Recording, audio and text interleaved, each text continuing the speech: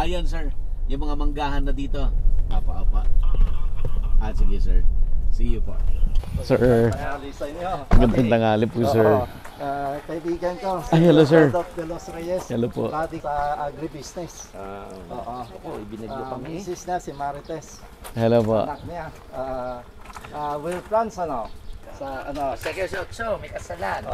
Oh. Kaya sabi ko nga next Saturday yung kasal nga nila. Dapat nun Sabi ko doon maka-harvest para maggamit sa mga bisita nga nila.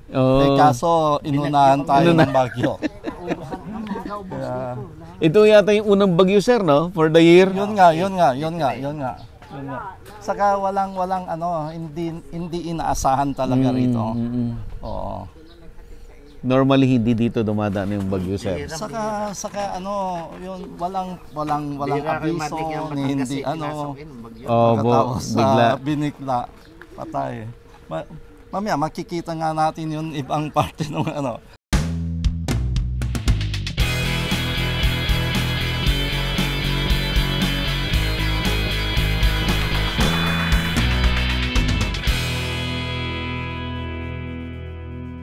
Available na po ang agribusiness merch sa Shopee. Ang link nasa description box.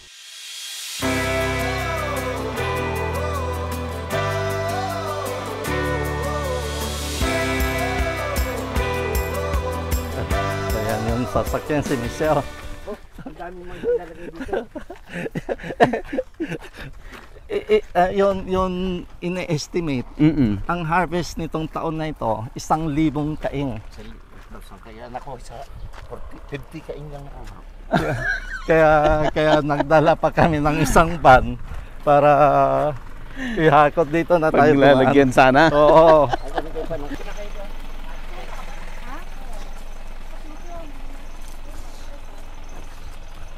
Sir Vic, gaano kaluwang itong manggahan mo? Bali 2.4 hectares po. Ilang puno po ito sir?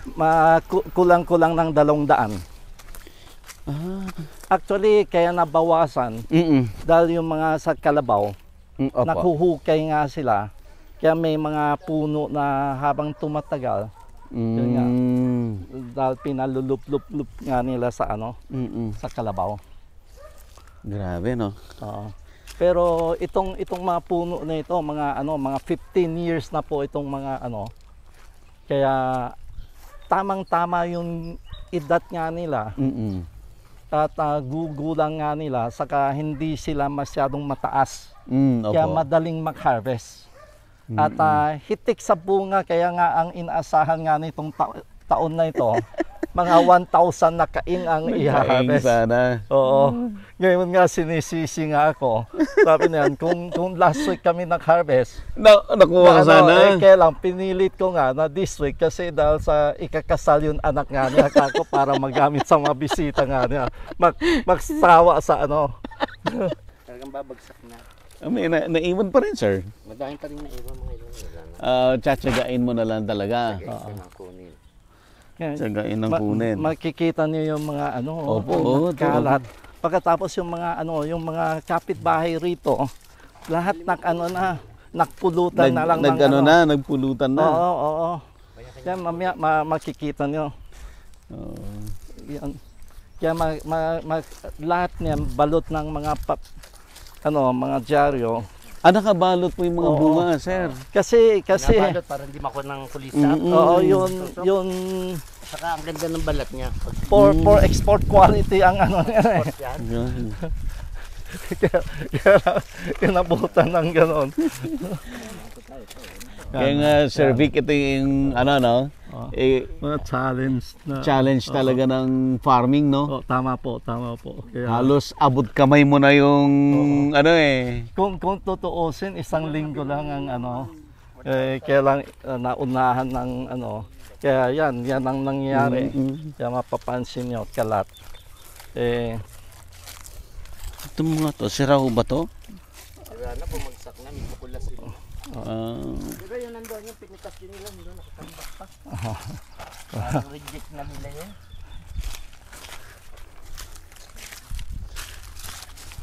Kaya ayun, Yung mga hindi bumagsak. Yan. Ayan. Napilitan na rin silang i-harvest kahapon.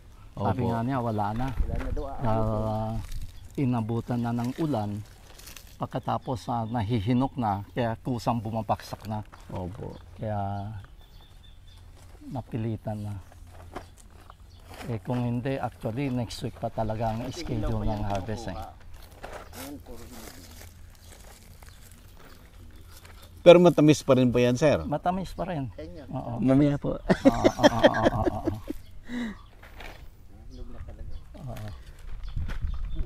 Sir, mag-intro lang tayo. So, naalala niyo po si Sir Vic Ngo. Sir, ang daming nanood sa atin doon sa inyong Yun nga po, egg layer farm. Opo. Marami rin nak-contact sa akin at nakakonsulta. Opo, So opo. tinutulungan naman natin tulad nga nung nabanggit ko nga sa nung naunang episode nga natin, Opo. para wag silang magkamali Yes sa po, yes po, yes po. kawawa naman yung mga farmers nga natin kung nauuwi sa pagkalugi. Opo. Oo. Ayan. At saan nakita nila talaga na malinis ang mga tanong nga, sir. Paano nyo nagagawa na walang amoy? Yan, mukhang hindi ko masyadong natanong yan noon, sir. Hindi, actually, yun nga, meron naman na isagot na kailangan lang tuyo. Tuyo. Tuyo yung mga ipot. Oo. Oo, Dapat tuyo lang oo. talaga. Oo. Ayan. So ngayon, andito tayo sa mangga ni Sir Vic. At another lesson, yun naman ang maganda dito sa agribusiness. Hindi yung puro maganda lang ang sinasabi natin. Sinasabi natin talaga yung mga totoo na nangyayari sa farming. So, sir, sabi nga yung decision mo na i-delay ng a few, one week. Actually, hindi naman talagang naka-schedule talaga next week. Next week. Kaya lang, dahil nga dito sa hindi inaasahan na bagyo, itong Agon, biglang-bigla, talagang wala, halos naklaklagan yun, yung mga hindi naklaklagan na nabasa, nahinok, kaya tuloy-tuloy rin ng paklaklak nga nun. Kanina, yung mga biyahero, nag-harvest nga sila, pero makikita niyo yung dadaanan nga natin, no? Ganun, kalunos-lunos ang yung mga bunga, yan, mga naklaklagan na sa sa puno, oh. Kaya lang malambot na. Oo. Oo. Pero meron rin yung kanina nag-harvest nga sila. Ayan, nandyan nakatambak nga riyan. Sir Vic, supposedly magkano yung estimate na pagbebentahan nito? Supposedly. Itong dahil medyo dumami yung manggang ngayon, kaya baksak ang presyo. Bagsak din ang presyo. Pero ang inaasahan talagang harvest nitong taon na ito, mga 1,000 na kaing. Oo, ngayon, hindi man lang nakaabot ng mga, siguro mga 60 na kaing lang na harvest. And supposedly, sir, ito yung pamimigay mo sa mga kaibigan yun mo. nga po, sabi ko, kulang pa ngayon. Kulang pa. Kaya ito, nakikita nyo. Ito, ang dami. Oo. Ito, mga pa yan, ayos pa yan. Ito, ayos pa itong iba pa dito. Yan, ayos pa yan. Ito, hindi nahulog sa yan. Mga sinungkit yan. Sinungkit yan. Yan. Pinatakpan lang ng konti para hindi sila masyadong mainitan. Oo, kasi kukunin to. Oo. Ito, ayan, lahat yan. Yan, Kaya ang mauuwi ko lang, yun yung lang. 6 na kain lang. Nagdala pa ako ng isang napakalaking truck na pasunod pa.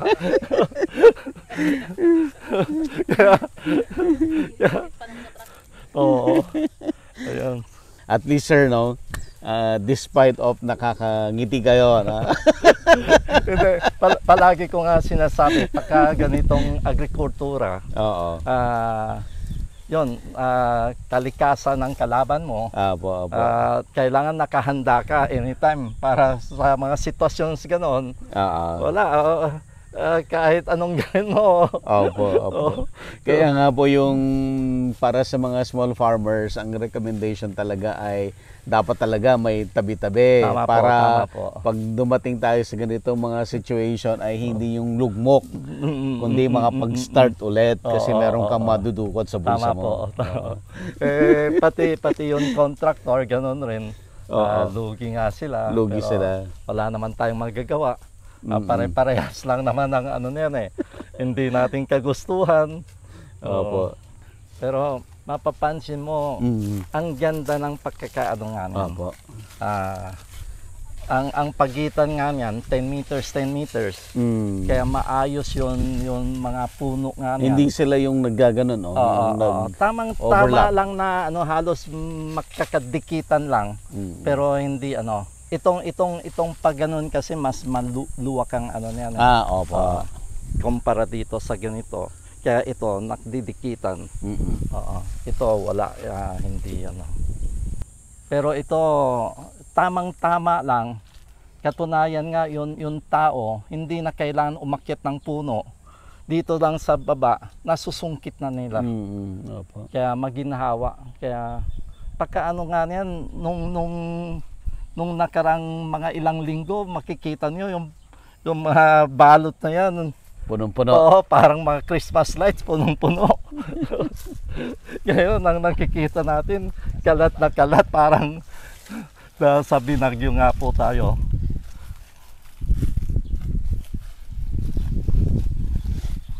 Pagka yung may mga bunga tayo rito, hindi namin pinahintulutan yung mga baka na makapasok. Oo. Kanino ba yung mga baka na yan? Sa Kapitbahay? mga kapitbahay. Kapitbahay. Kaya lang, pinahintulutan na rin namin para meron silang lugar na may pastor. Pero nung kasagsagan na marami pang bunga, Opo. bawal sila kasi naaabot yung yung mga bunga kinakain ng mga baka. Pwede sumama po si ma'am ngayon. Oo. Sabi na, curious siya eh. Hindi pa nila alam na nabagyo? Hindi nila alam na ganun kalala. Ako rin hindi ko yun yung mga pag tingnan niyo muna rito, pinabalot lang. Yung mga para hindi masyadong mainitan, pero pagkahawak mo malambot. Tabi mo na, wag mo na Ito, matigas naman. Kasi ito hindi ito sinungkit ito, hindi ito nahulog sa hindi ito nahulog sa puno.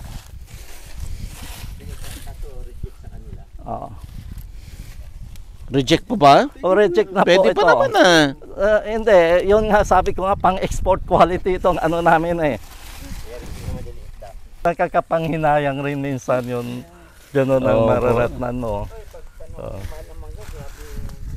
Yung maliliit, wag mo na marami pa rito. Tinakpan lang, Michelle. Buddy, anak ko nga pala, si Michelle. Hi. Hello, Michelle. Si Sophia. Si Sophia pa, anak ko naman. Okay. Kayo po ang youngest? No, second, middle. Second siya. Siya yung ikaiha. Ito mga matitigas naman. Dito marami pa.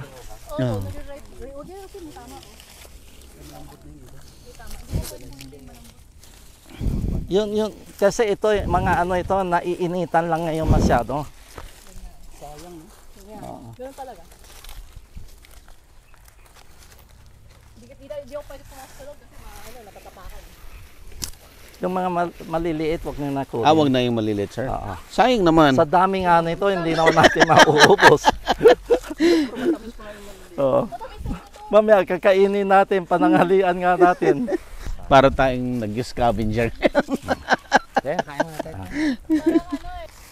Pag malambot, hindi na siya. Buddy. Yes, sir. Iaano ko lang yung proseso, no? Apo, sir. Kasi ang nga niyan is yun may nagkokontrata. Bali sila na yung mag-spray, sila yung magbabalot, sila yung magsusungkit. Pagkatapos ang partihan nga yan, ika-4 sa amin. So, One-fourth. 1/4, oo. So, tatlong crates na sa kanila, isang crate yun sa sa inyo. amin. Opo. Pero, yun nga, inaasahan nga niyan na mga aabot itong taon na ito, mga 700 to 800 crates. Equivalent sa 1,000 na kaing. Nakain. Kasi isang crates mahigit isang kaing ang yan. Opo. So, kailang naunahan po tayo ng bagyo. At yun ang proseso nga nila. May mga nagsusungkit. Pagkatapos mayroon naman na naklalagay sa crates. Pagkatapos dadalhin, gagawa sila ng parang lona doon. Sila muna ang ipipili nila. Pagka maganda, binabalik nga nila sa balot. Pagkatapos tinatabi nga nila. Yun binuksan na nila. Yun na doon na sa biyahero na. Yung buyer na. Yung buyer naman, sila naman ang maklalagay sa kaing. Sila na yung may dala ng mga kaing, mga dyaryo, mga pambalot. Pagkatapos sila na magpapasok nga nun. At yun, bilangan nga nun kung ilang kaing.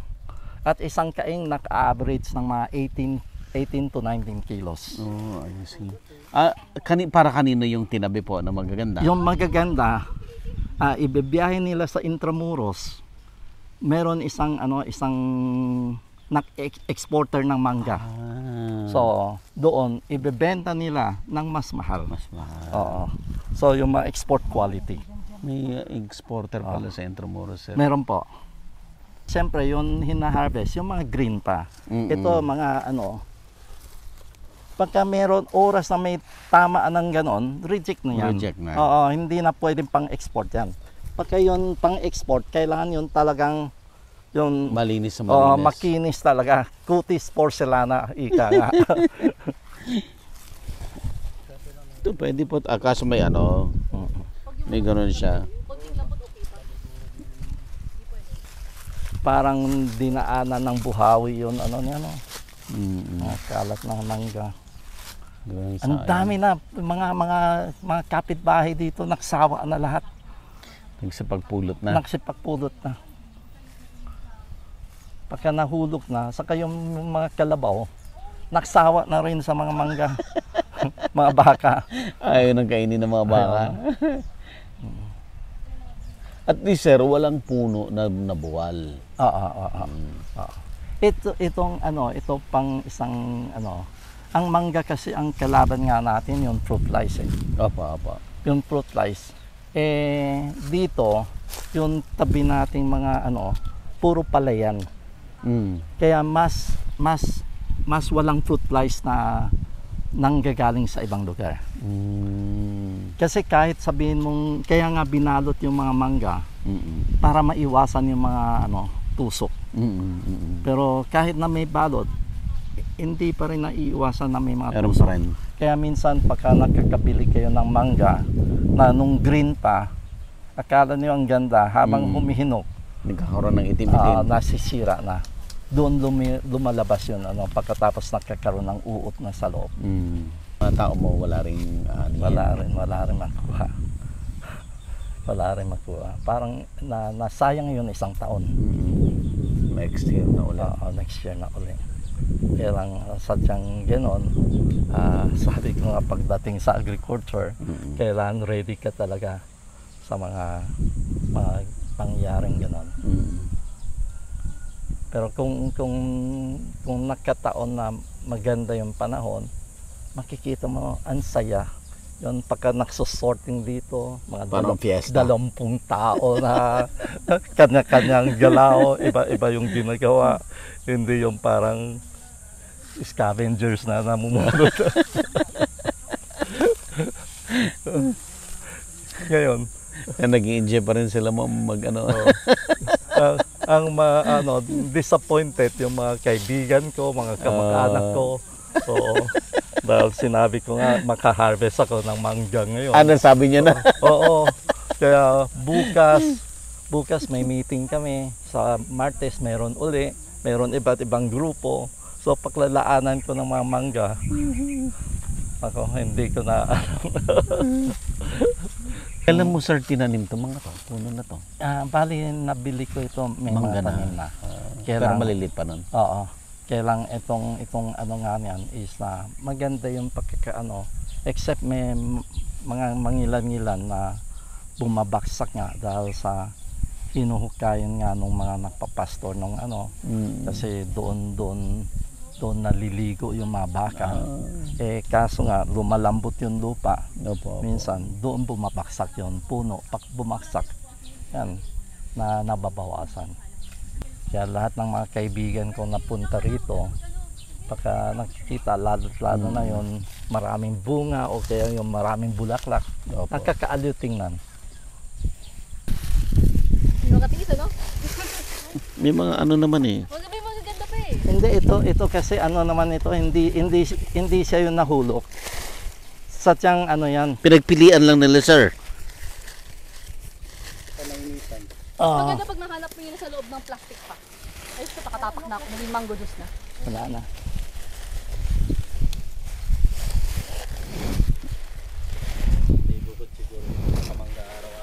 Nagsawa na nga daw sila. Sawang-sawa. Oo. Matagal na nagpa ni mangga eh. Sarap pa yung mga ganyan doon. Matitigas pa oh. Yung ito ginagawang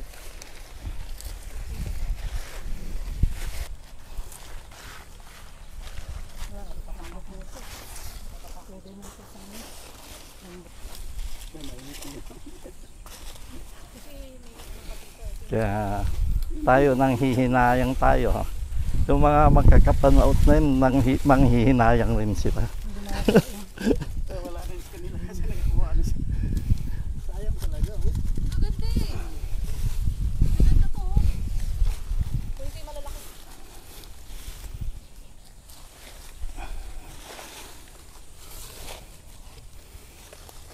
Para hindi ko siya maano. Pag masyadong mataas baka Mapit-pit. mapitpit.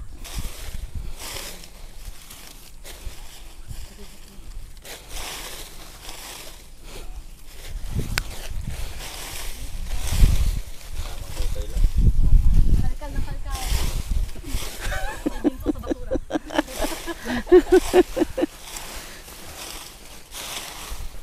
Sadyang tinakpan rin kasi mas painit na eh.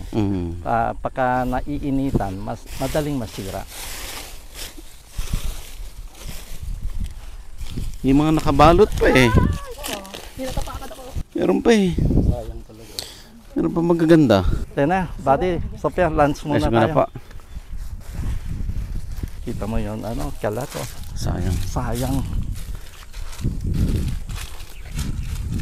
Pero kung paano tayo nang hihinayang, mas hinayang yun, ano, yun nag-spray. Yung nag-spray. Yung contractor. Yes sir. Oh. Lugi siya no? Oo. Kung baga sa ano, ito na yun magiging pera talaga. Oo. Kita na ano na eh.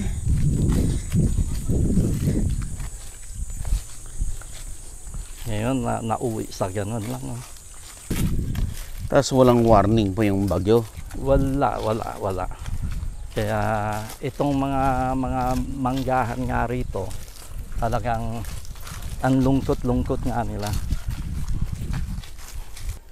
A few days lang po yung bagyo sir no? Ha? Kailan lang yung bagyo? Ano lang, teka. Hindi. Nung Sabado Linggo lang ba yun? Ito maganda sa akin dahil sa may kapitbahay kami Ay, na opo. napakabait. Kaya yan, pagka pumunta ako rito, at least may matutuluyan ako. Opo. Masisilungan, makakakwento. Masaya. Oo. Ganun lahat yung kainan. Oo. Parang Ang yata yung dami.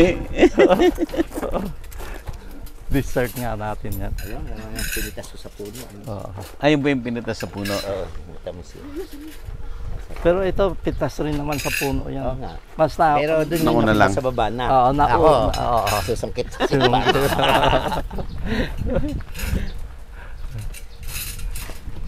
At least, ano po, malakas yung hangin. Opo. Isa naman wala. Pag dumaan talaga dito yung panahon na talagang tagin.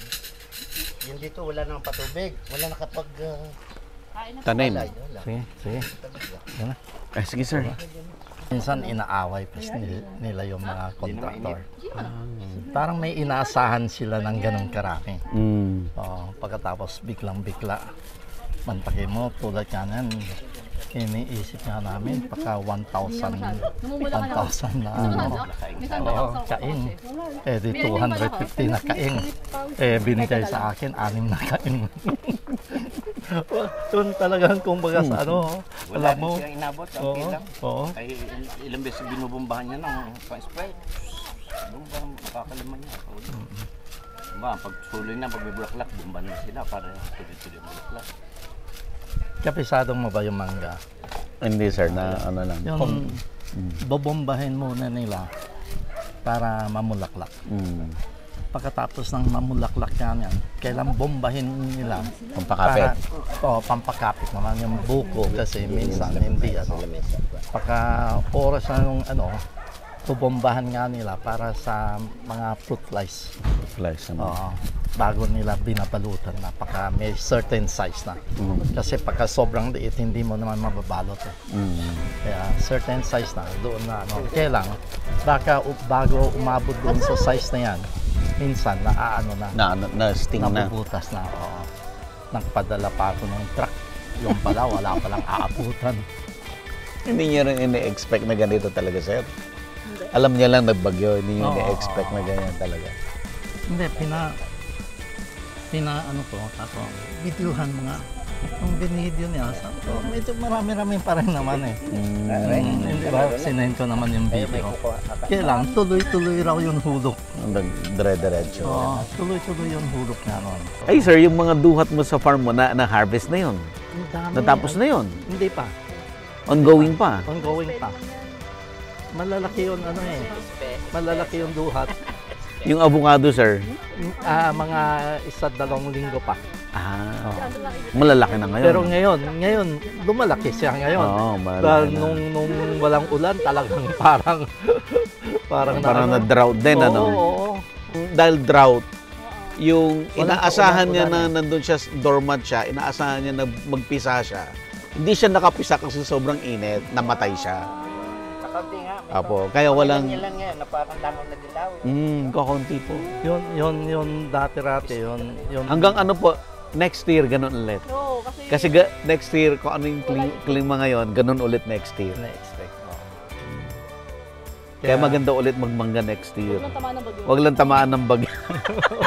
Medyo agahan, sir, agahan. Kaya may tanong ulit sa pag-asa. Pag-asa sala.